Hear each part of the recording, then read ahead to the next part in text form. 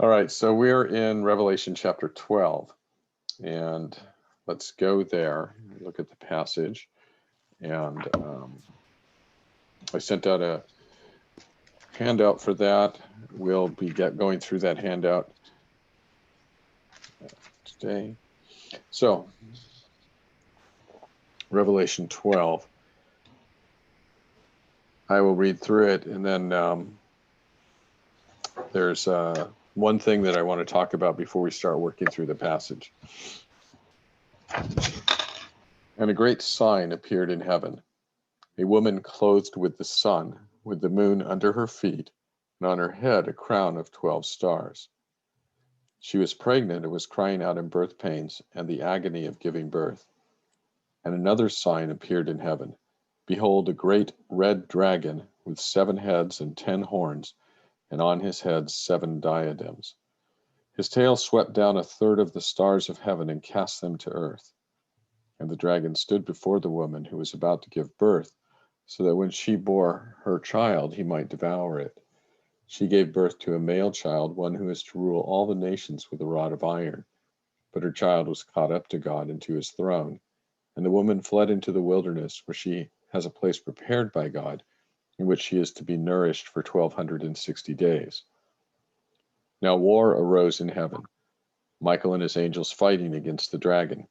And the dragon and his angels fought back, but he was defeated, and there was no longer any place for them in heaven. And the great dragon was thrown down, that ancient serpent who is called the devil and Satan, the deceiver of the whole world. He was thrown down to the earth, and his angels were thrown down with him. And I heard a loud voice in heaven saying, Now the salvation and the power and the kingdom of our God and the authority of his Christ have come. For the accuser of our brothers has been thrown down, who accuses them day and night before our God. And they have conquered him by the blood of the Lamb and by the word of their testimony, for they loved not their lives even unto death. Therefore rejoice, O heavens, and you who dwell in them. But woe to you, O earth and sea, for the devil has come down to you in great wrath, because he knows that his time is short. And when the dragon saw that he had been thrown down to the earth, he pursued the woman who had given birth to the male child.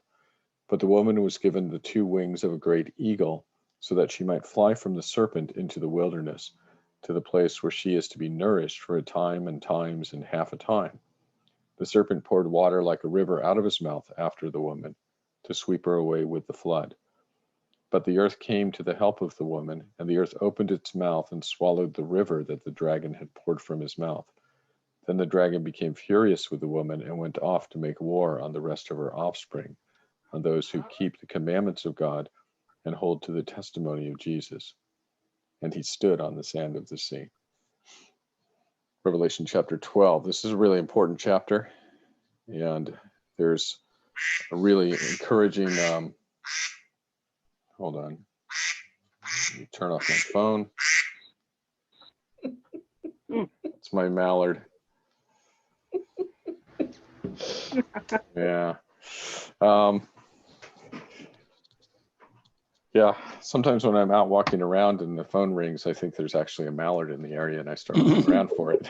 But I don't think there's one up here in the study. So anyway, Revelation chapter 12, a very important chapter. It explains some things to the first century believers that are really helpful and encourage them to know. And it has really great points about the work of Christ and the effect of that work on the spiritual realm. Before we start talking about the particulars in the passage, though, I want to address a question about the devil and his fall. Often people, I think you've all been probably heard that the devil, when he fell from heaven, he took a third of the angels with him. Has anybody heard that? Okay. Mm-hmm. Yeah. Right. And so I saw most of you nodded. And that comes from this passage. That comes from verse 4. His tail swept down a third of the stars of heaven and cast them to the earth. And I was talking about the red dragon at this point. His tail swept down a third of the stars to heaven. So the question I want to address is, before we even get into this passage, is any part of this passage about the fall of Satan? Any part of it? There's this that we just read, and then a little bit later, there's Michael and the archangel fighting against the devil, and the devil is cast out of heaven. That one seems to be really easy to say, no, that is not about the fall of Satan, because this happens as a result of the resurrection of Christ. Then the accuser of the brethren is cast out. So that's not it. So traditionally, people have seen in verses 3 and 4 the fall of Satan. They've said he is, this is here talking about the fall of Satan. So let's read verses. It depends on what you mean by the fall of Satan. Okay, so what I mean when I'm saying people, what the question I'm addressing is this passage about the rebellion of Satan in heaven, in which he became the devil. I'm just going to go with the story that I was told. He was Lucifer, a bright, meaning bright shining one. It's an archangel.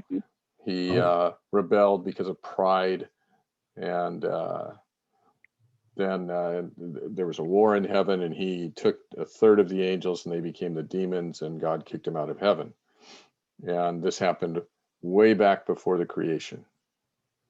And so that's what I mean when I'm talking about the fall of Satan. It's anachronistic to use the name Satan there for the fall of, but I don't think his name is Lucifer either, and we'll look at that passage in a minute. But is this passage about the fall of the devil? And the reason I want to address it is because if you think it's about the fall of the devil, then it's distracting to actually what's really going on. So to read it again, verse 3, another sign appeared in heaven. Behold, a great red dragon. Now, great here in this passage just means large, not Good. Great means, like the Grand Canyon. It's like the word grand, in the Grand Canyon. It means huge, right? So he sees a huge dragon, and a great red dragon with 7 heads and 10 horns, and on his head 7 diadems, and his tail swept down a third of the stars of heaven and cast them to earth. And the dragon stood before the woman who was about to give birth, so that when she bore her child, he might devour it. Okay. This idea of sweeping down a third of the stars of heaven and casting them to earth, we've read about this already. We read about this in Daniel, chapters 10 through 12, and it also appears in Daniel 8. Now let's look at Daniel 8 so we can see it, because we have the interpretation of it in Daniel 8. Let's go to... So it's fantastic. When you study the book of Revelation, you get to go through almost the entirety of the book of Daniel. So far we've been in chapter 2, 4, 7, 9. No, I haven't been to 9 yet. 7, 10, 11, and 12. So we've gone through over half of the book of Daniel already. But here's Daniel 8. The verse we're looking for is going to be in verse 10. It grew great even to the host of heaven, and some of the host and some of the stars it threw down to the ground and trampled on them. So this is where the language comes from. Let's read Daniel 8 from verse 1. In the 3rd year of the reign of King Belshazzar, a vision appeared to me, Daniel, after that which appeared to me at the first. And I saw in the vision, and when I saw, I was in Susa, the capital, which is in the province of Elam. And I saw in the vision, and I was at the Ulai canal. I raised my eyes and saw, and behold, a ram standing on the bank of the canal. It had 2 horns, and both horns were high, but one was higher than the other, and the higher one came up last. I saw the ram charging westward and northward and southward. No beast could stand before him, and there was no one who could rescue from his power. He did as he pleased, and he became great. As I was considering, behold, a male goat came from the west across the face of the whole earth without touching the ground. And the goat had a conspicuous horn between his eyes. He came to the ram with the 2 horns, which I had seen standing on the bank of the canal, and he ran at him in his powerful wrath. I saw him come close to the ram, and he was enraged against him and struck the ram and broke his two horns. And the ram had no power to stand before him, but he cast him down to the ground and trampled on him. And there was no one who could rescue the ram from his power. Then the goat became exceedingly great, but when he was strong, the great horn was broken, and instead of it there came up four conspicuous horns toward the four winds of heaven. Out of one of them came a little horn, which grew exceedingly great toward the south, toward the east, and toward the glorious land. It grew great, even to the host of heaven, and some of the host and some of the stars it threw down to the ground and trampled on them. It became great, even as great as the prince of the host. And the regular burnt offering was taken away from him, and the place of his sanctuary was overthrown. And a host will be given over to it together with the regular burnt offering because of transgression, and it will throw truth to the ground, and it will act and prosper. Then I heard a holy one speaking, and another holy one said to the one who spoke, For how long is the vision concerning the regular burnt offering, the transgression that makes desolate, and the giving over of the sanctuary to the host to be trampled underfoot? And he said to me, For 2,300 evenings and mornings, then the sanctuary shall be restored to its rightful state. Okay, so I'm sure you all followed that and understood exactly what's being talked about, right? So, crystal clear.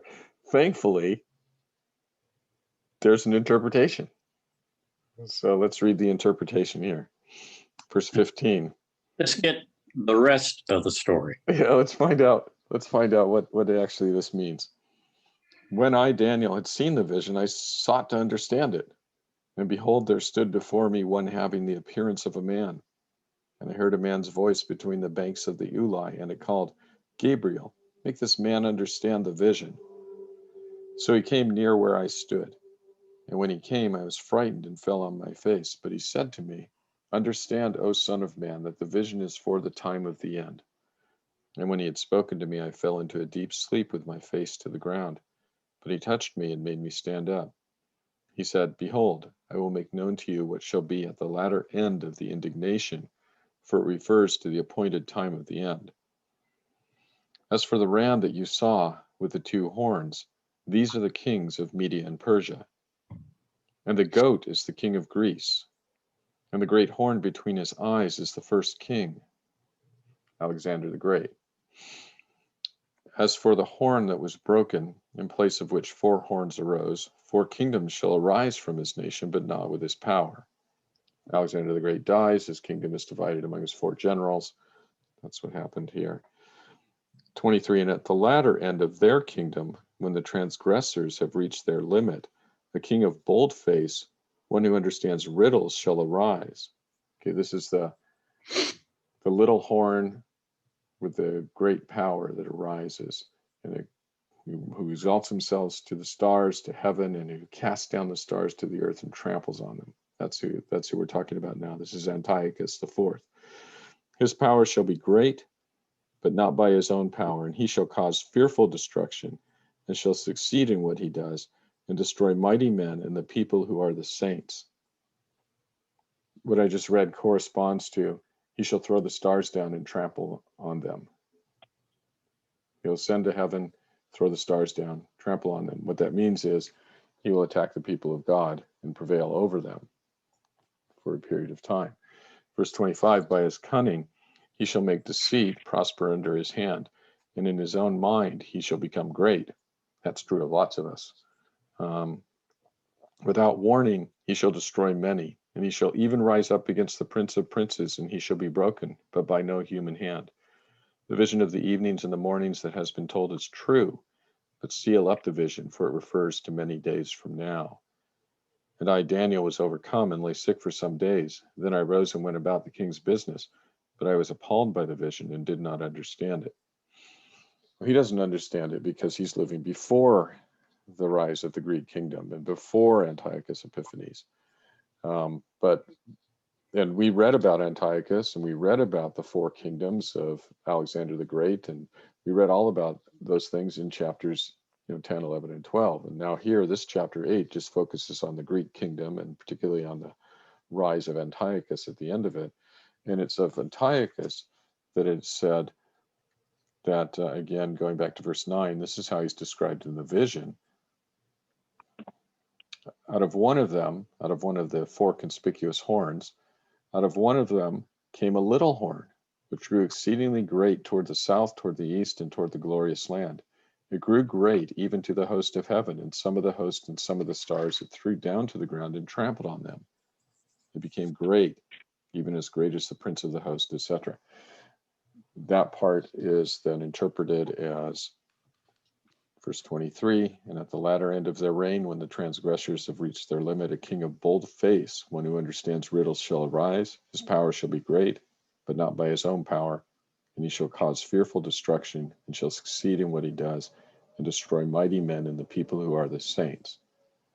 By his cunning he shall make deceit prosper under his hand, and in his own mind he shall become great, etc. And he's going to rise against the prince.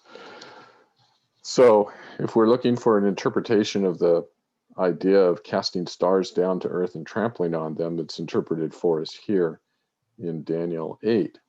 And what it means here in Daniel 8, it doesn't have anything to do with angels or demons. What it has to do with is overcoming the people of God for a period of time, casting down, trampling underfoot.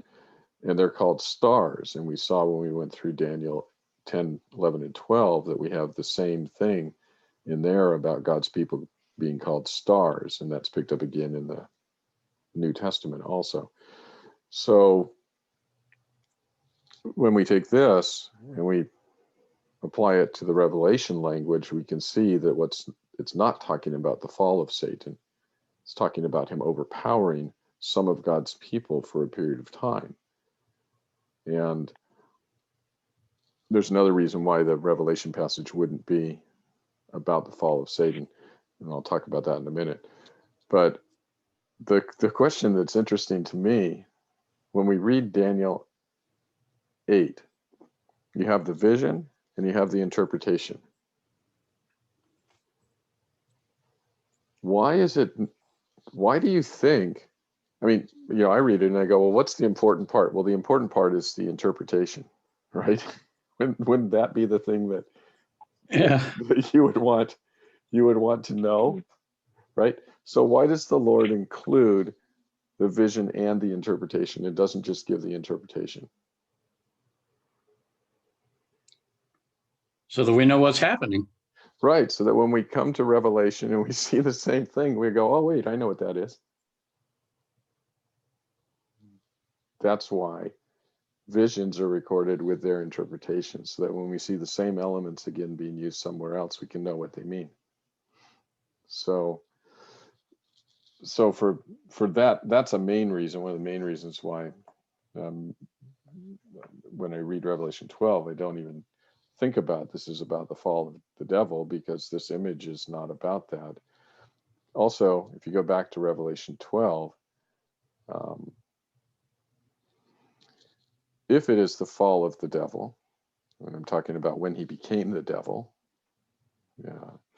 then it doesn't make any sense in the context, right? Because verse 1 of chapter 12 is, I saw a great sign appeared in heaven, a woman clothed with the sun, with the moon under her feet, and on her head a crown of 12 stars. She was pregnant and was crying out in birth pains and the agony of giving birth. This is an image of birth pains and the agony of giving birth. This is an image that has to do with the Messianic age. The birth pains were the pains leading right up to the Messianic age, which was then, then there's the birth, and that's the Messianic age. But if the woman has something to do with the Messianic age, or if there's a woman at all, then this couldn't have happened before the creation.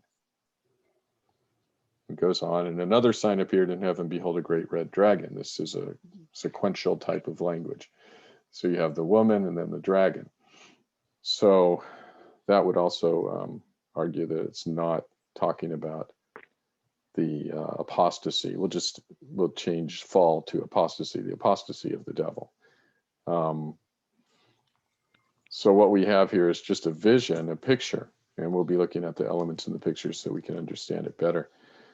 There's While we're talking about the origin of the devil, I thought probably I would also address Isaiah 14, verse 12, which is extremely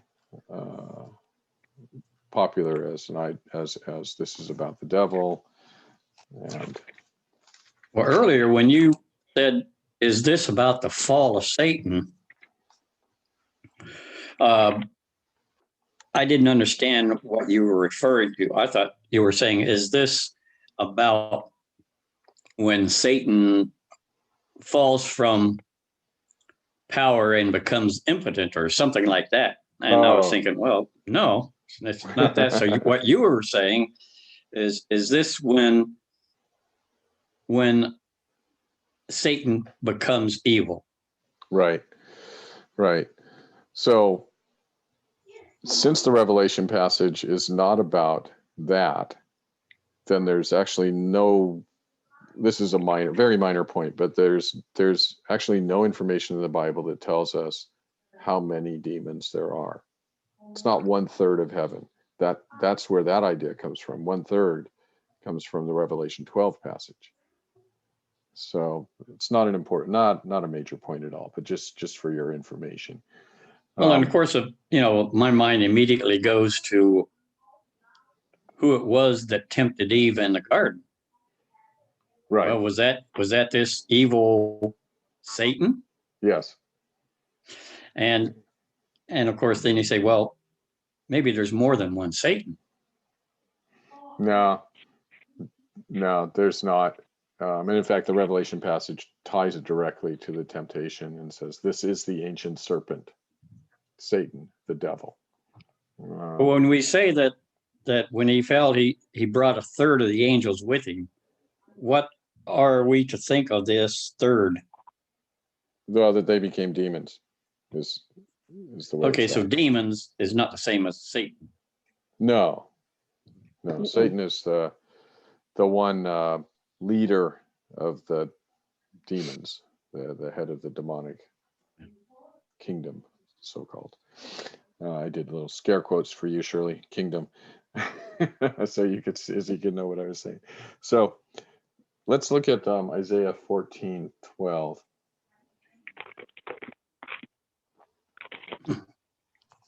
How you are fallen from heaven, O day star. Who's got the King James? Shirley, do you have the King James? Oh, yes, I do. Could you read 12 through 14? Sure. How are you fallen from heaven, O Lucifer, son of the morning? How are you cut down to the ground, which did weaken the nations? For you have said in your heart, I will ascend to heaven. I will exalt my throne above the stars of God. I will sit upon the mount of the congregation in the sides of the north, and I will ascend above the heights of the clouds. I will be like the Most High. Thank you. So this sounds like it's talking about the devil. It's got the devil's name, Lucifer. It talks about he wants to ascend to heaven and all of that. Like to just point out that this passage actually is about something else. If you go back to verse 3, we'll see if this what it says it's about. When the Lord has given you rest from your pain and turmoil and the hard service with which you were made to serve, he's talking to Israel through Isaiah. So when the Lord has given you, Israel, rest from your pain and turmoil and the hard service with which you were made to serve, he's talking about being in the exile, you will take up this taunt against the king of Babylon. How the oppressor has ceased, the insolent fury ceased. The Lord has broken the staff of the wicked, the scepter of rulers that struck the peoples in wrath with unceasing blows, that ruled the nations in anger with unrelenting persecution. The whole earth is at rest and quiet. They break forth into singing. The cypresses rejoice at you, the cedars of Lebanon, saying, since you were laid low, no woodcutter comes up against us. Sheol beneath is stirred up to meet you when you come. Talking to the king of Babylon. It rouses the shades to greet you, all who were leaders of the earth. It raises from their thrones all who were kings of the nations. All of them will answer and say to you, You too have become as weak as we. You have become like us. Your pomp is brought down to Sheol. The sound of your harps. Maggots are laid as a bed beneath you, and worms are your covers. How you are fallen from heaven, O day star, son of dawn. How you are cut down to the ground, you who laid the nations low. You said in your heart, I will ascend to heaven above the stars of God. I will set my throne on high. I will sit on the mount of assembly in the far reaches of the north. I will ascend above the heights of the clouds. I will make myself like the Most High. But you are brought down to Sheol, to the far reaches of the pit. Those who see you will stare at you and ponder over you. Is this the man who made the earth tremble, who shook kingdoms, who made the world like a desert and overthrew its cities, who did not let his prisoners go home? All the kings of the nations lie in glory, each in his own tomb. But you are cast out, away from your grave, like a loathed branch, clothed with the slain, those pierced by the sword, who go down to the stones of the pit, like a dead body trampled underfoot. You will not be joined with them in burial, because you have destroyed your land. You have slain your people. May the offspring of evildoers nevermore be named. Prepare slaughter for his sons because of the guilt of their fathers, lest they rise and possess the earth and fill the face of the world with cities. I will rise up against them, declares the Lord of hosts, and will cut off from Babylon's name and remnant, from Babylon name and remnant, descendants and posterity, says the Lord. And I will make it a possession of the hedgehog and pools of water, and I will sweep it with the broom of destruction, declares the Lord of hosts. When you take verses 12 to 14 and you put them in the context of the entire chapter, it's a taunt against Babylon. It starts with a mention of Babylon, talks about the fall of this glorious personage, the king of Babylon. It's exalted language using to describe him and his ambitions, but yet he's just a man. You know, verse what is it? 16. Is this the man who made the earth tremble? And then at the end again, the Lord wraps it up with another reference to summary statement, I will, destroy the name of Babylon and their future prospects. So the passage is not about, none of it is about the fall of Satan. It's about a taunt. It's what it says it is in verse 3. It's a taunt against the king of Babylon. And so then what about the name Lucifer that's in King James and a couple of other translations? It's translated Lucifer there as a name,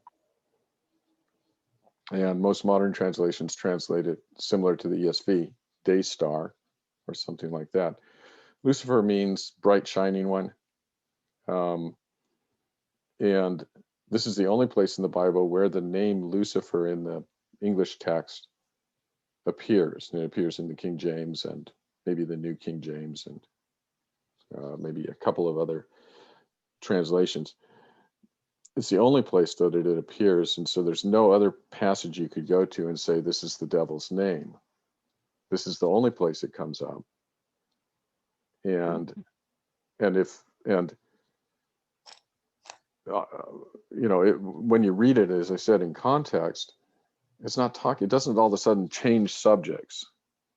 There's a continuation of the same subject all the way through, and the subject is a taunt about the king of Babylon, and so, well, it's not, really germane or important to the reading of the Revelation. It is important to how to read things in context when you look at the passage and then you look at, well, what is this really about? And in this case, as with all of the prophetic oracles, God says, in this case, at the beginning and the end, what this is about.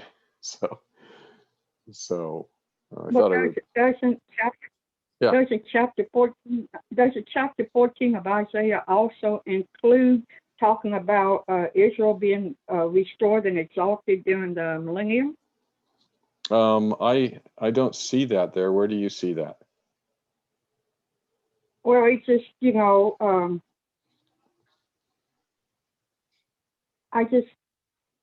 I just got that out of it. I forget which verse it was that I got that out of, but I just got that out of it. I don't know why, but I did. Sure. Well, you may have got that thought from the general flow of the prophecy, which is, Israel, you are downtrodden now, by your oppressors, who in this passage is Babylon and the king of Babylon. But a day will come. Yeah, I can't remember which one it was, but Yeah, it kind of thought, well, maybe this is where Israel will be restored and exalted during the time of the millennium, and this is prophecy concerning that, you know. yeah, and I actually don't know. I'm not familiar with that reading of Isaiah 14, but I am familiar with the way that thought has got out of other passages. It's probably the same pattern here. What we have is a pattern of Israel, you are oppressed, your enemies will be overcome by God, and you will be exalted. And then people, are left to figure out, a timeline, right, for that type of thing. And and so I can see how on a dispensationalist interpretive method that a dispensationalist might get to, this is about Israel in the millennium. But actually it's just about Israel being released from Babylon. So but there's an interesting thing I noticed about dispensational interpretation in general that I'll mention. It's not about this passage, but just in general. So let me think about this.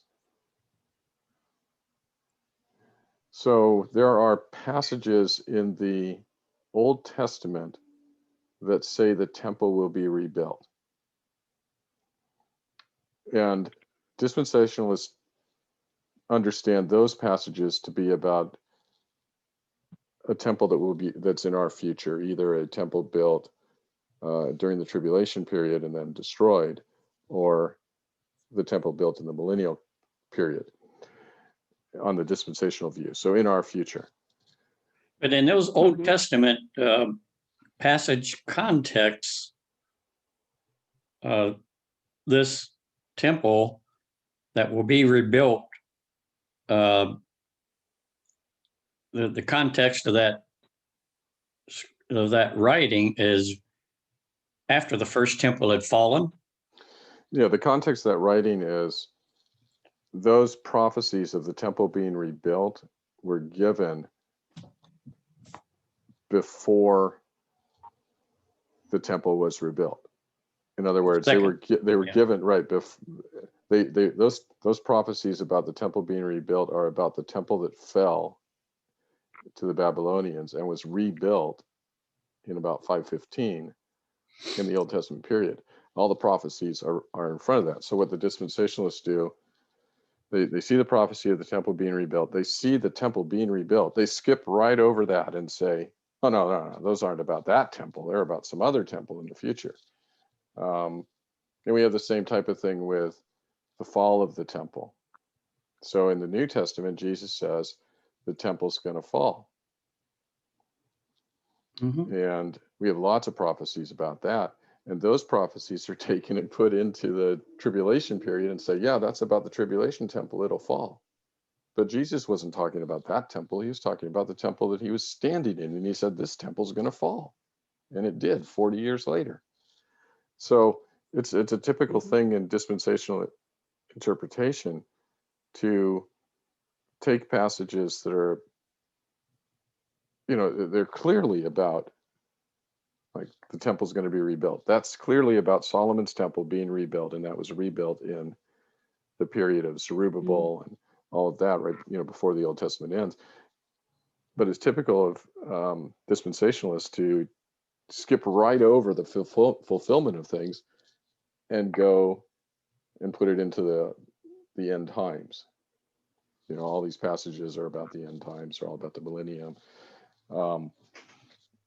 Once you start looking into the actual basis for a lot of the dispensational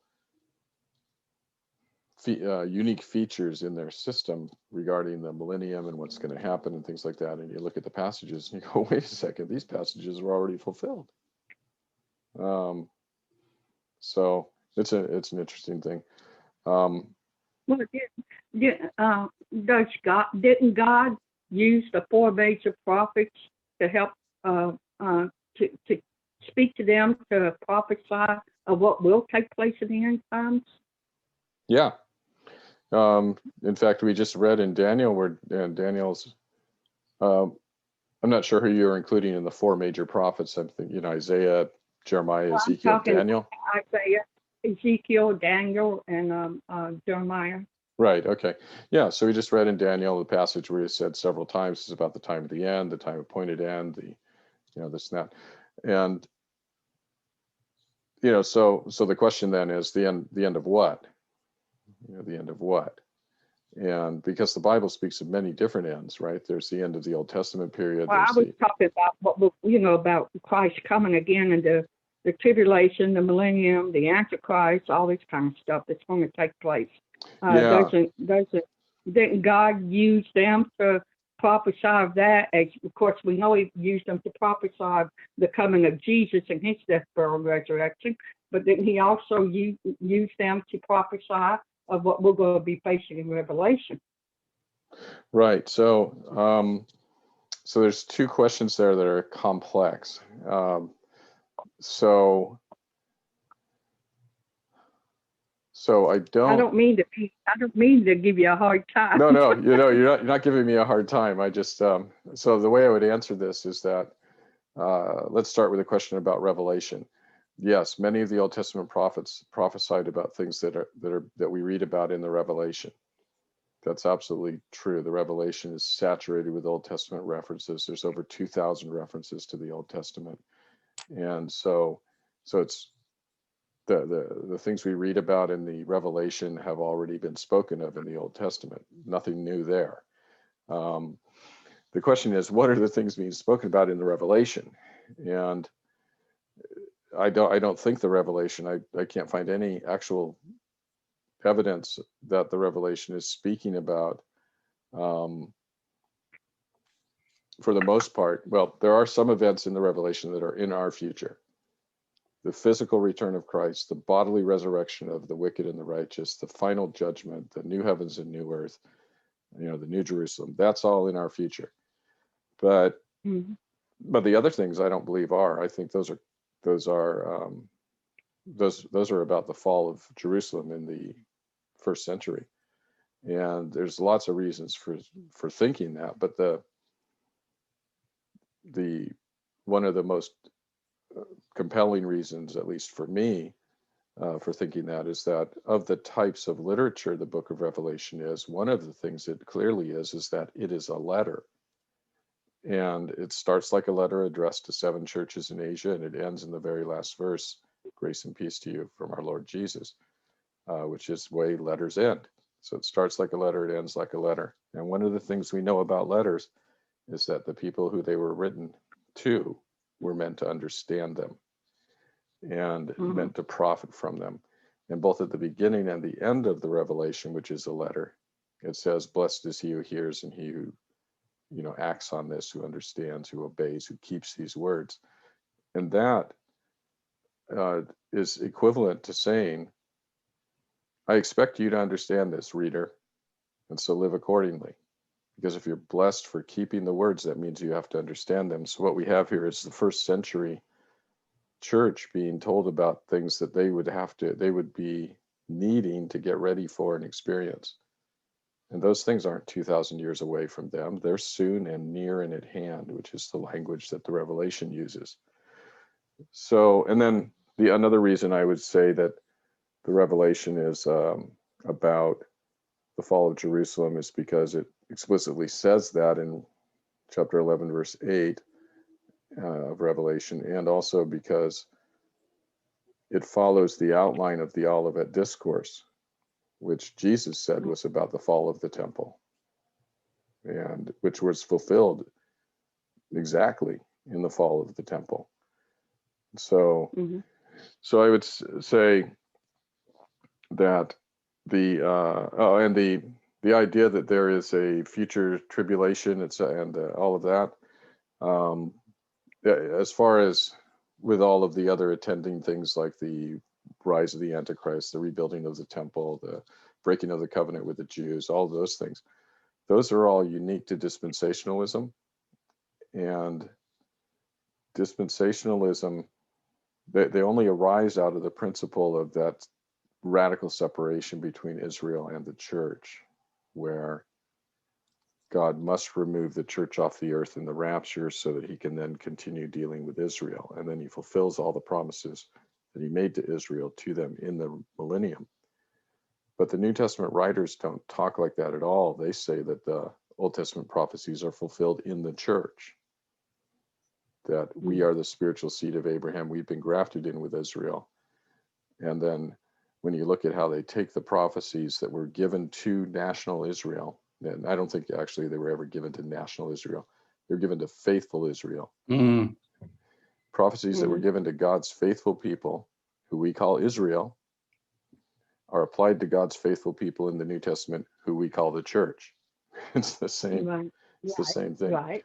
Well, if it was given to national Israel, if faith was given to national Israel, how come national Israel hasn't come to faith? Right. So national Israel will, the Jews will come to faith in large numbers toward the end of history. We have that assurance in Romans 11. But if so, there's in dispensationalism. I think I mentioned this once before, but it's a really important consideration. So within dispensationalism in the last 20 years, there's been a group who's been kind of moving out of dispensationalism, and they call themselves progressive dispensationalists. And the thing that has made them move out of dispensationalism is this very issue of what is the relationship between Israel, and I'm talking about the people who receive the promises of God, and the church. What's the relationship? And because classical dispensationalism says they're completely different groups. The church is an afterthought. It's a parenthesis. The Jews rejected their king, and so God said, I'm mad at you. I won't deal with you. I'm going to deal with the Gentiles. And it's kind of plan B. But progressive dispensationalists look at the texts and they go, no, wait a second. The New Testament applies passages that were promises to Israel to the church. The New Testament says we're grafted into Israel. The New Testament says we are the seed of Abraham, children by faith of Abraham, just like the Jews are, children by faith of Abraham. And so it's not either or. Not either or. And what the progressive dispensationalists illustrate when they leave dispensationalism is that the thought that the church and Israel, if we're talking about the faithful God's people, if we're talking about the faithful people of God, that the church and Israel are the same group, there's continuity, that idea is it is irreparably in conflict with dispensationalism. It contradicts dispensationalism. And so if dispensationalism is contradicted by that, which is a clear teaching of the Bible, then every unique feature of dispensationalism is also contradicted. And the unique features of dispensationalism include the rapture, followed by the tribulation, followed by the coming of Christ, followed by the millennium. So They like to complicate things. Yeah. So the simple answer to your initial question, Shirley, is yes. All the Old Testament prophets talked about things that we read about in Revelation, and no, the Revelation isn't about mostly things in our future, but things in the future of the original audience, which are going to happen to them. So that's how I would answer that in a kind of a short overview. But the key is, what's the relationship between Israel and the church? And if the church is the recipient of promises made to Israel, then there's no need for a rapture. And that's why. So, because the rapture in dispensational theology is only necessary to remove the church, so God can start dealing with Israel again. So, yeah. So it's a self-contained system, and it explains everything within its own rules. But the So if there's no need for a rapture, why will there be a rapture? right. So if there's no need for rapture, why will there be a rapture? So the passage on the rapture is about the return of Christ, where the dead in Christ rise to meet him as he comes down to earth. Mm-hmm. And the dispensational view, Jesus then turns around and goes back to heaven with everybody. And then 7 years or 3.5 years later comes back. But traditionally and historically, all other Christian understandings have been the same. There's only been one way this passage has been understood all the way up through 1830 when dispensationalism was introduced. And that way is this: Jesus is descending from heaven, and the dead in Christ rise to meet him in the air, and that we who are on the earth alive at that time are caught up to be with him in the air. And we follow then, we get behind him as he continues to the earth, and he comes to the earth all the way. And he doesn't go back to heaven, and there isn't 7 years, and there's, he comes, this is the final, what we call the second coming. He comes back. And rapture is a word in the passage which is translated caught up. If the question is, will we be caught up to be with Christ? Yes, of course, there's a rapture in that sense. But if we're saying the rapture is Jesus removes the church from earth, goes back to heaven and waits 7 years and then comes to earth, that's not what that passage teaches. That's not taught anywhere in the Bible. That's a necessity of the system. So the dispensationists sort of co-opted the word rapture from the scripture to apply it to, wait a minute. Yeah. Where's rapture in the scripture? Well, that's the only place. I mean, that's the only place the word is. Yeah, but, and that's the key passage for understanding it. And it doesn't say, anyway, it doesn't say anything about the Lord turning around and going to heaven and waiting 7 or 3 years or any amount of time. And there would be no reason to think it said that. If you look at all the other passages, there's no reason to think it said that. So yeah, so it's it's only, the question you asked is only complex because of the introduction of dispensationalism as a way of interpreting the scripture. But the thing that dispensationalism is based on, the radical separation of Israel and the church, is contradicted by the clear teaching of the Bible. And so since that's the case, then nobody has to consider dispensationalism at all. If you say, well, it's already been refuted by the Bible, so why consider it? We have to deal with it in teachings like this, though, because it is very popular and has been taught quite a bit in the United States, although it's morphing. Dispensationalism 50 years ago taught that there were 2 ways of salvation, but that was really unpopular with the rest of the church, and they were called heretics, and so they changed that.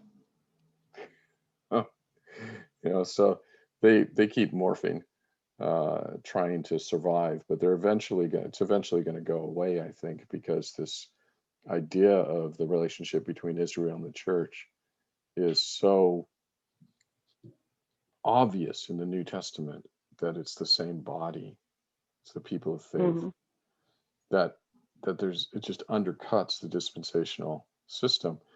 The only way to survive is to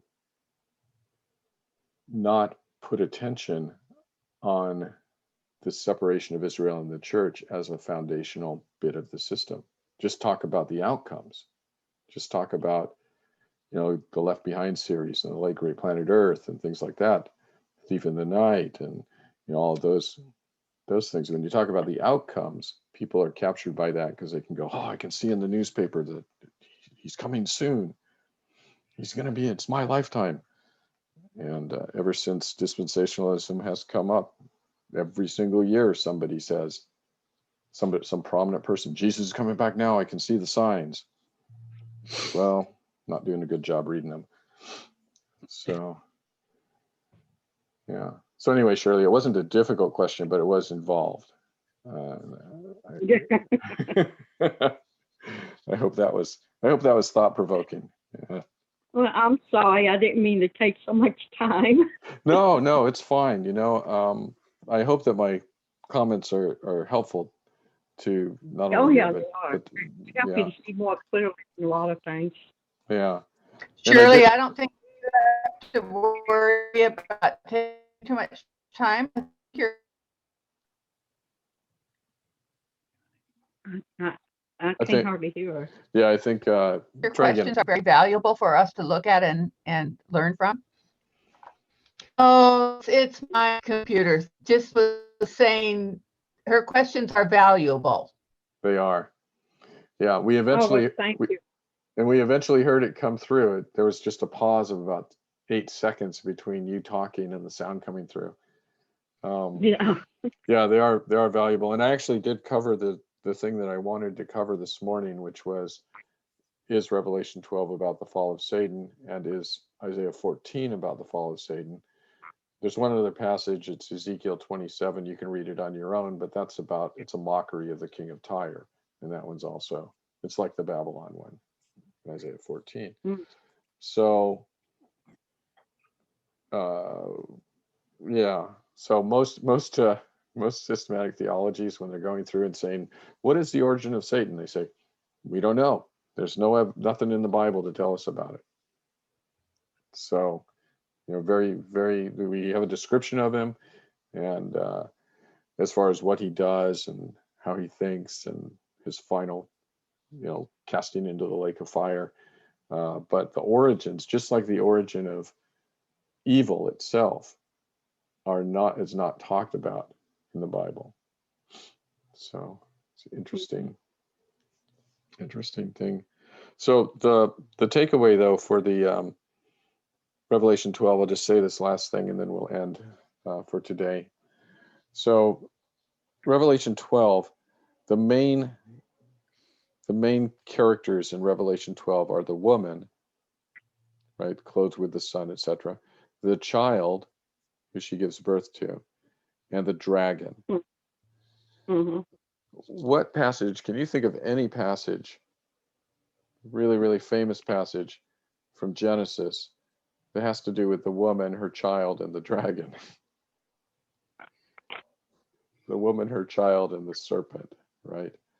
The one about he shall, something about the heel.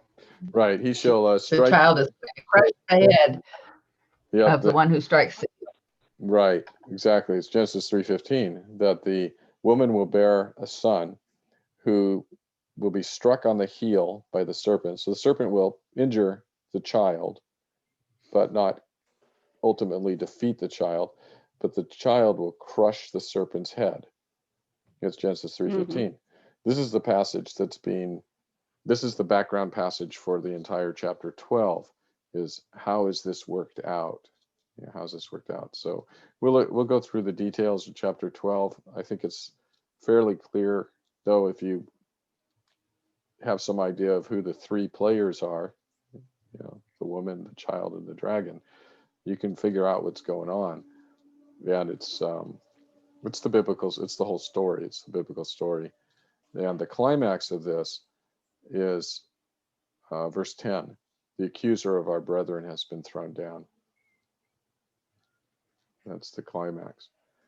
And by the way, I won't be with you Thursday, so I'm going to send you an email regarding verse 2, which you'll be talking about Thursday. And if you want to share it with the group, you can, because I have some things that I've heard about that one too, and I'll just give it to you in an email. Then if you want to share it with the group, you can. Great. Looking forward to it. All right. Well, let's. I looked up, kind of got distracted during this study, and looked up Lucifer on Wikipedia, and it's pretty interesting. So it might be of interest to some of you to look up Lucifer in Wikipedia and what it says about Lucifer. A lot of it refers to mythology, but some of it also refers to scripture and its use and its references. Good. Mhm. Thank you, Don. And Don, for you, Steve Collins has done a lot of reading and research on Isaiah 14 in particular, and the word and the name Lucifer specifically also. So if you want some references or some articles that he can send you, he's got some good ones about that, and if we could share it with anybody who wants them. But yeah, Hallelujah. all right. Now let's